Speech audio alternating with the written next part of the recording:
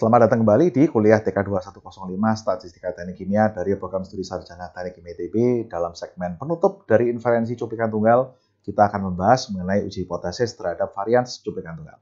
Mari kita mulai. Nah, sebelumnya saya review kembali prosedur umum uji hipotesis secara singkat saja. Jadi pertama-tama dimulai dengan perumusan dua buah pernyataan, yaitu klaim awal yang hendak kita buktikan dan pernyataan yang akan menjadi benar jika klaim tadi salah. Kemudian Anda pilih di langkah kedua, mana pernyataan yang akan menjadi H0 dan mana pernyataan menjadi H1. Pernyataan yang mengandung kesamaan selalu Anda tetapkan sebagai hipotesis 0, dan pernyataan yang mengandung ketidaksamaan Anda tetapkan sebagai H1. Nomor 3, Anda tetapkan tingkat keyakinan atau tingkat keberhasilan, ya, sesuai dengan keperluan atau sesuai dengan penugasan Anda. Kemudian nomor 4, kita hitung nilai statistik uji dari data cuplikan. Sekali lagi saya mengingatkan, statistik uji selalu dihitung dari data cuplikan.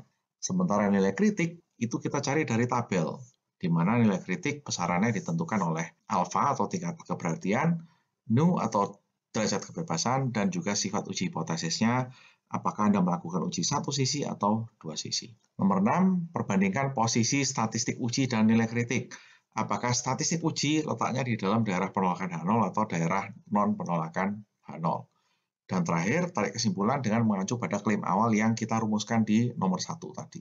Saya minta Anda untuk mengingat kembali istilah CV dot, ya. Ini adalah dimensi-dimensi dari besaran bejiri data, ukuran pusat, kemudian ukuran sebaran, bentuk sebaran, kemudian keberadaan pencilan atau outliers, dan juga kebergantungan temporal. Intinya apa? Intinya semua penciri yang termasuk dalam dimensi CV dot ini bisa kita lakukan uji hipotesis terhadapnya. Jadi Anda bisa melakukan inferensi statistik terhadap semua penciri populasi. Apakah misalnya di gambar di sebelah kanan ini, apakah terhadap nilai pusat, ukuran pusat, atau terhadap ukuran sebaran, misalkan itu Anda bisa melakukan inferensi. Jadi kali ini kita akan membahas uji hipotesis terhadap varians cuplikan tunggal. Pertama-tama dalam prosedur untuk melakukan uji hipotesis terhadap varians populasi, Anda susun terlebih dahulu pernyataan hipotesisnya, ya. Kemudian bentuk dari pernyataan hipotesisnya adalah demikian, H0-nya seperti biasa, H0 selalu menggunakan tanda sama dengan. Bukan lebih kecil sama dengan atau lebih besar sama dengan, selalu hanya sama dengan saja. Varians populasi sama dengan varians acuan, jadi sigma kuadrat 0 adalah nilai acuan. Sekali lagi saya mengingatkan, nilai acuan adalah nilai pembanding yang bisa diperoleh dari mana saja kecuali dari data cuplikan yang lain. Jadi misalkan variansnya adalah merupakan suatu hasil perhitungan teoretik atau hasil kontrak jual beli suatu produk, spesifikasi suatu produk, apapun. Kemudian H1-nya seperti biasa bisa menggunakan tanda lebih kecil, lebih besar, atau tidak sama dengan. Yang dua pertama ini artinya adalah uji satu sisi atau one tail test, dan yang terakhir ini adalah uji dua sisi. Statistik uji yang digunakan untuk uji varians ini adalah besaran yang dinamakan dengan chi kuadrat atau chi-square bahasa Inggrisnya. Ya, simbolnya ini X ini sebetulnya bukan huruf X tapi huruf Yunani yang bunyinya adalah chi. Oke, chi kuadrat 0, sekali lagi subscript 0 adalah melambangkan statistik uji. Maksudnya dia adalah untuk menguji H0, makanya sama-sama ada angka 0-nya. N-1 dikalikan S kuadrat dibagi varians acuan, ya. N adalah ukuran sampel, S kuadrat adalah varians sampel tentunya. Oke, nah sifat dari distribusi chi-square bisa Anda lihat di sebelah kanan. Jadi bentuk distribusinya tidak simetris, kemudian dia memiliki dalam hal ini derajat kebebasannya adalah sama dengan N-1. Nah, karena sifatnya asimetrik, maka kita tidak bisa menggunakan sifat pencerminan seperti yang kita lakukan dengan distribusi Z atau T dalam mencari nilai kritiknya. Di sini Anda harus mencari secara terpisah antara batas bawah dan batas atas, karena batas bawah bukan pencerminan plus minus dari batas atasnya. Dan yang bawah ini adalah tipikal cara buku-buku statistika menggambarkan atau distribusi chi-square, di mana probabilitasnya dihitung sebagai probabilitas satu sisi sebelah kanan. Oke, ingat, ada bermacam-macam konvensi di dalam standar di dalam buku-buku statistika. Distribusi Z misalkan konvensinya adalah probabilitasnya berupa satu sisi sebelah kiri basisnya. Kalau distribusi T basisnya adalah probabilitas dua sisi. Kalau chi-square konvensinya adalah berupa probabilitas satu sisi sebelah kanan. Nah, ini satu contoh soal yang saya ambil dari buku teks kita, ya, contoh 4 strip 10. Oke. Di mana di sini ceritanya adalah ada suatu mesin yang digunakan untuk mengisi botol ya, mesin pembotolan yang diisi dengan deterjen cair. Oke. Kemudian dari jalur pengisian botol tersebut kita ambil 20 botol sebagai satu cuplikan ya.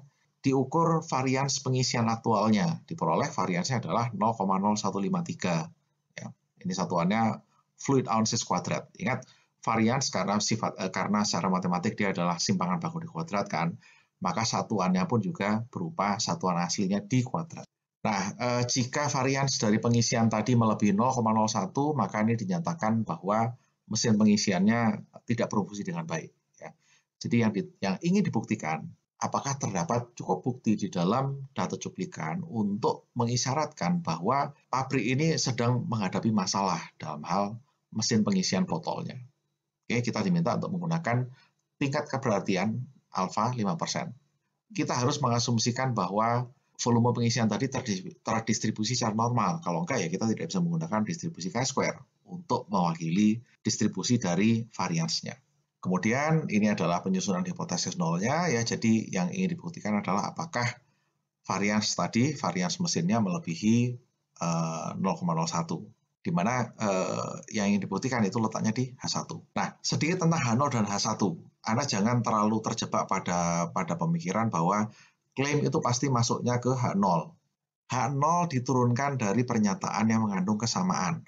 Kesamaan itu artinya tandanya bukan hanya sama dengan, tetapi juga bisa lebih besar sama dengan atau lebih kecil sama dengan. Misalkan Anda menyatakan varians tidak lebih dari 0,01. Ya, artinya sigma kuadrat itu memiliki tanda lebih kecil sama dengan 0,01.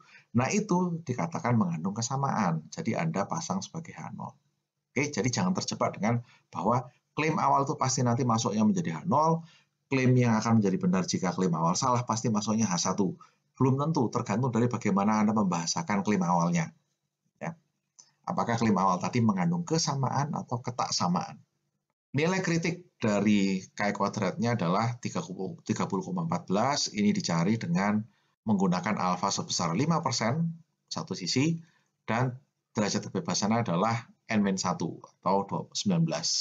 Selanjutnya dihitung statistik uji ya, nilainya adalah 29,07. Jadi Anda bandingkan dua bilangan ini. Kita simpulkan bahwa tidak terdapat bukti yang cukup untuk menolak H0.